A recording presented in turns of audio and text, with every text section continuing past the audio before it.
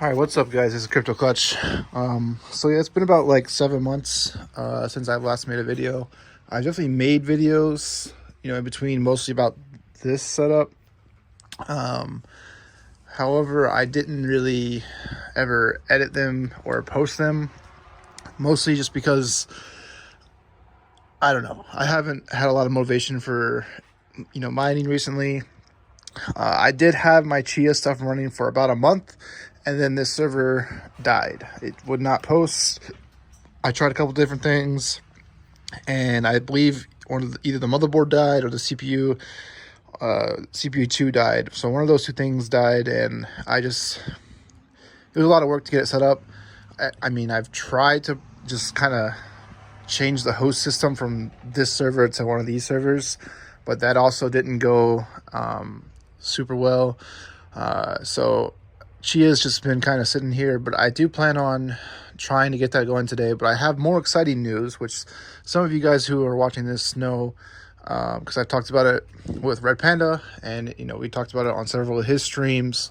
I mean, you guys can see kind of the state. I have a lot of boxes and a bunch of other stuff just sitting in here. I did find about 200 terabytes of hard drives just sitting in my storage unit, and they've been sitting in there for like a year. So hopefully they all still work. One of the things I'm going to do once I get off of here is I'm going to take out all those and put them into this guy. This is the DS60 60 bay storage. It's the same thing as the bottom two. The top two are older ones, but they're still DS60s, just a different version, or maybe they're I don't know. It's a different version of that. The back plane is different and it's not as fast, but currently those all have 3 terabytes hard drives. So I'm trying to sell those for 3 terabytes, and then I would replace them with something, maybe like 10 to 16 terabytes, because that would be a lot of hard drive space. The bottom ones are mostly 10 to 12 terabytes with a couple, mixed in, like 6 or 12, 14 terabytes, whatever. This server, I mean, you can see those are the 3 hard drives that are missing. That server, I'm going to basically fill up this last DS60. So between those 20 hard drives, and then there's 43, I think, in this, and then there's a couple of slots available in one of these guys. So I'm hoping I have, just about enough spots available to fill up this, because what I'm going to do is, since this server is dead anyways, I'm going to take it out and maybe try and fix it, and put another DS60 right here. So this rack will be completely full. Obviously I need to do some better cable management here, but honestly I didn't really care. And then this rack will be, I can take out everything on this rack, and this rack will be empty and ready for future expansion. Or maybe I get into master nodes like what Panda was talking about. I don't know. I mean, there's a server here. I mean, these are all technically servers. So like there's 2 here, another one there. Then I have another one of those servers sitting. It's being used for my work because they needed something. But so I have 2 more, of those servers at my house. So I would have, quite a bit more compute available over there. And then if I can get that server working, that's just, it's more stuff maybe I can use it for AI. I don't know. Each one of those servers can hold 2, GPUs in it. So I could look at doing GPUs with the Xeons, and they all have a ton of RAM because I was using it to plot. But I'm not really sure. But this video isn't really about Chia, so I'm sorry if you weren't here for the first 4 minutes about Chia, as the main thing about this video is going to be Kaspa. So now that I've kind of shown you the state of, this is the Shed 1.0, by the way. So I'll do a little cut over to Shed 2.0, and I'll show you the state of that one. But I mean, there's a lot of old ASICs in here. This is mostly all L3s, a couple Z11s, and and then a couple A9s, and then this is S9s and A9s. So if you want to know where the state of my farm is, it's a lot of old hardware that I probably need to try and swap out during this next bull run that hopefully is starting. So I'll be right back. I'm going to go over to the other shed and show you guys where that's at. All right. So we're over here in Shed 2.0, my latest shed that I built. each, just in case you're wondering and you're new here, whatever, each shed cost me about 20K when I was building it. Most of that cost, well, about half the cost is in the shed itself, and the rest is in electrical, and actually a lot of it, well, about $1,500 in these louvers, and then probably another $1,000 in fans in each shed. So you can kind of see, we got a Octo X12 rig right here. I have 10 of them. Several of them aren't working. Obviously, none of them are online. There's many different reasons, but I do know that I have a couple bad motherboards or something, because they won't boot. So I need to figure out what's going on. I'm going to start working on that, because I do see that there is a coin that's pretty profitable right now on NVIDIA GPUs. It's better on the 4000 series, but I mean, any of these cards are probably making 50 cents to $1 a day. More towards the 50 cents on most of these 3070s, but there is a 3080 Ti, which that one's like over $1. But anyways, I think that Asus is a 3090, but that doesn't matter. Then obviously you can see that there's some more. These are mostly like 3060 Ti's or 3060s. Need to clean them up. Maybe even look at possibly repasting them. And yeah, then I have a lot of 580s and 470, 4 gigs, and all sorts of stuff that I need to just try and figure out what to do. Obviously, a lot of Polaris cards. I think I have somewhere around 200 of them, if not more. And as you are probably aware, Polaris is, it came out in 2016, 2017. So, I mean, they're coming up on 6 to 7 years old. They're pretty old. I guess my plan will be, now that Ethereum mining is gone, I mean, depending on what happens to this bull run, if we are actually starting another bull run, is I might just try and offload a lot of these cards for cheap. Well, I say cheap, but like, around $50 to $100 a card. Just try and get back what I put into them. I mean, I definitely probably put more than that, but I mean, at this point, they've made a lot of money already, and I just want to swap out to new cards. I do want to keep GPU mining. GPU mining is how I got to this point. But ASICs, I did start transitioning to ASICs. As you can see, this wall of ASICs, which sadly is majority A9, and this is not all of them either. I do have more just sitting in a storage unit, and there's more over here, but I didn't have power for everything.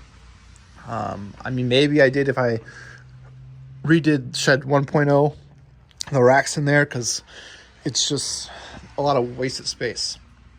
But a lot of these rigs need my attention and care, and I need to go through all the GPUs and just clean them out, check pace on a lot of cards, just make sure that they actually function. I know I have quite a few dead cards or a lot of dead slots, and it's just, I need to set up a test rig somewhere, and just, whenever I have time and motivation, just to start going through and testing stuff. Which, in a bear market, that's when you're supposed to be doing that, 'cause that way you're not losing a bunch of money, having the cards down or rigs down, and just, being ready for the bull run. I know a lot of you guys are still mining with your GPUs, but, when you're on scale, I don't think I'm that big, but I would say I'm medium scale. It's a lot of work. It's not, set it and forget it, as some people like to say. I'm not going to name any names on that, but it's definitely, it takes a lot of work to maintain, a big setup. And I mean, I just have 2 sheds now with 800 amps each, and it's, even for me, like, just to go through all this, it would take probably several days, since it's been offline for so long. I haven't turned these cards on since end of last year at the earliest, so they've been sitting for about a year. Now what my plan is, like I said, I want to try and offload all my 580s and either swing that into some nicer rigs, similar to this one, where 3070s, and just, I want to get into easier rigs to maintain and not so much older hardware. Maybe that means 4070s instead of 3070s by the time, that happens. Just, whatever makes the most sense to me, just to keep some GPU mining alive. That way, if Kaspa doesn't work out, or when Kaspa emissions are too low, that's where we'll be at. But I've been talking for 9 minutes. I guess there's this will go in the Kaspa section of the video, but let me try and snake my way back here, because I've been showing you guys the same thing the whole time, and there's even more. So you guys saw those GPUs over here, but obviously there's even more over here. There's a bunch of spider webs. That's cool. I need to clean that up. But like literally, this is the first time I've been in here in quite a while. So here's the panel setups. I have surge protectors on each one of these. They're all off except for that one. As you can see, the green lights are both on, saying that the surge protector is good. This is where the lights and fans, actually I don't think the fans come out of this one, but these would be all on. But underneath the panel cover is an Emporia energy monitoring system, which will be important for the next part. But I want to have everything on this panel so I can see how much power I'm using, and that's where basically all the GPUs are. So if I do turn those on, I can have an accurate reading and just have an estimate on how much my power bill is going to be. So now that we've talked about GPUs and you guys have seen everything that's here, obviously it's a bit of a mess in here. I need to clean up, which I gotta go pick up my girlfriend in a little bit, and we'll come over here and just do some work until hopefully my ASICs get here, which let me just check. No boxes yet. I gotta sign for them anyways. But now let's get into the meat and potatoes of this video.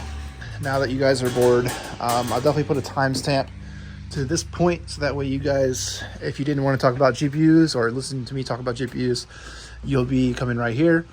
So welcome everyone, if you're coming here for Kaspa. So what I've done is I ordered 7 KS3Ms from T-Swift. My boy T-Swifty hooked me up. I got them for about $8,000 a piece.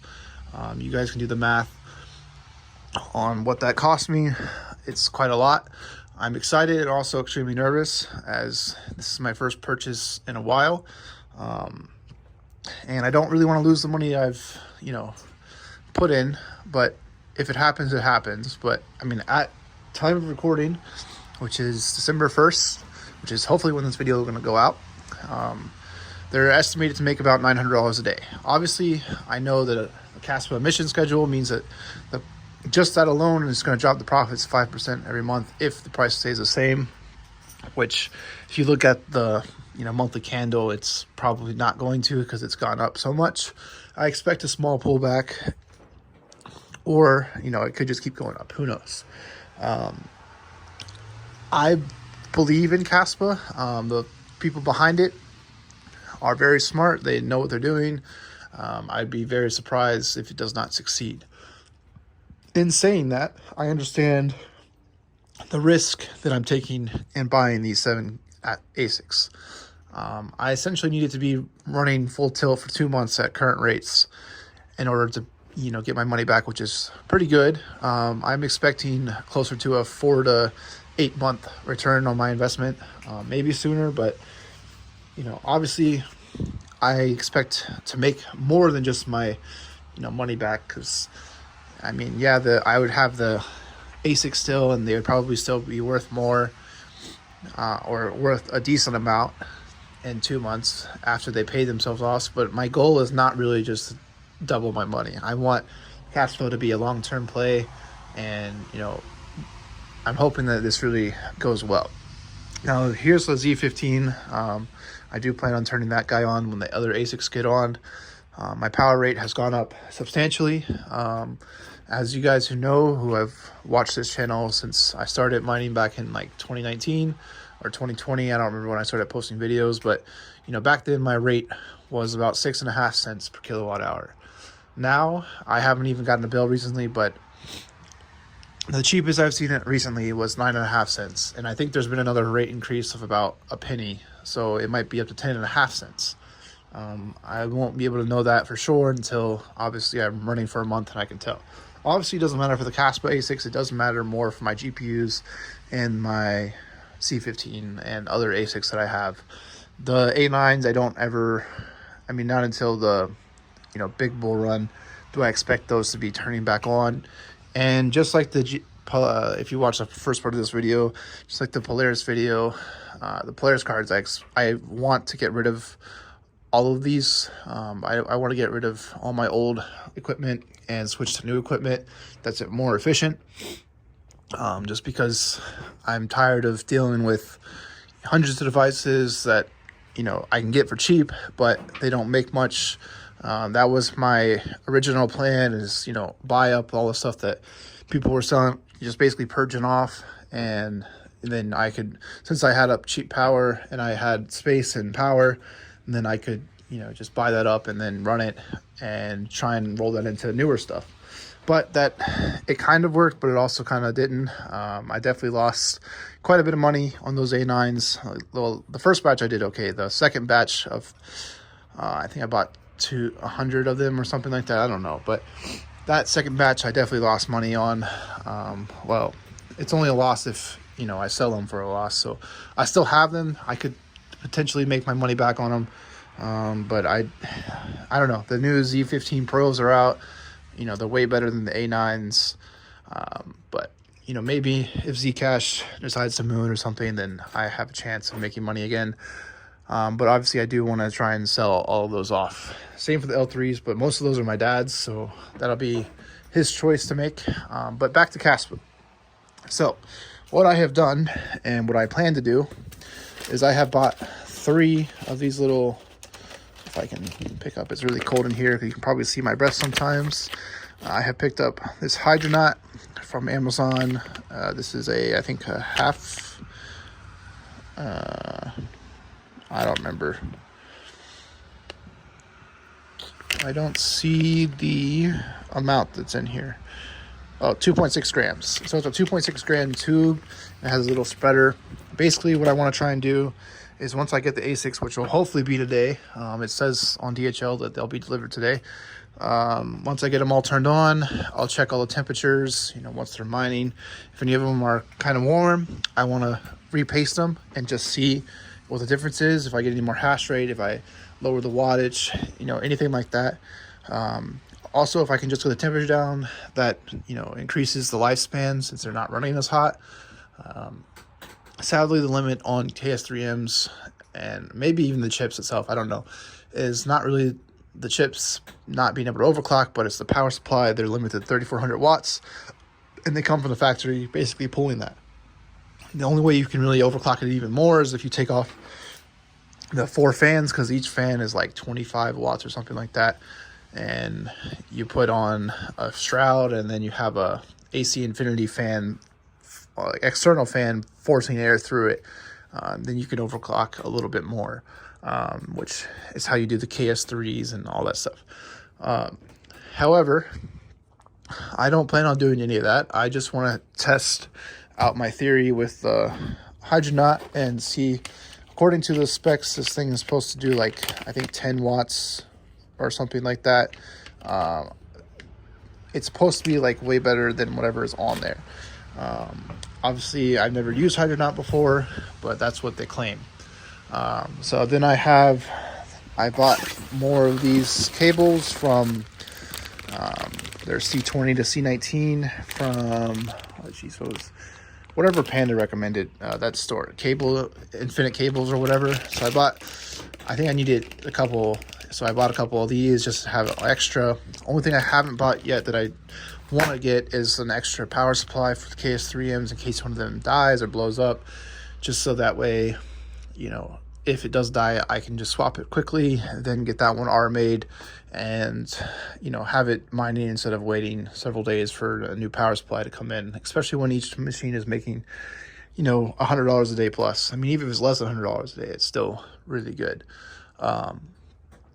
So that's the plan. I haven't fully decided where I want to run these ASICs yet. I could run them here, but then I don't really have a place to work. And if I decide to start working on GPUs, this is a nice little rack area to actually, like, you know, put a rig there and actually work on it and test stuff if I don't want to make a test bed somewhere else. So I could clear out some of these ASICs and run some I have a lot of PDUs laying around here. It's just going to be some work on trying to figure out, where I want to pull power from. There's even more, as you can see, there's a lot of cables going on over there and a lot of PDUs.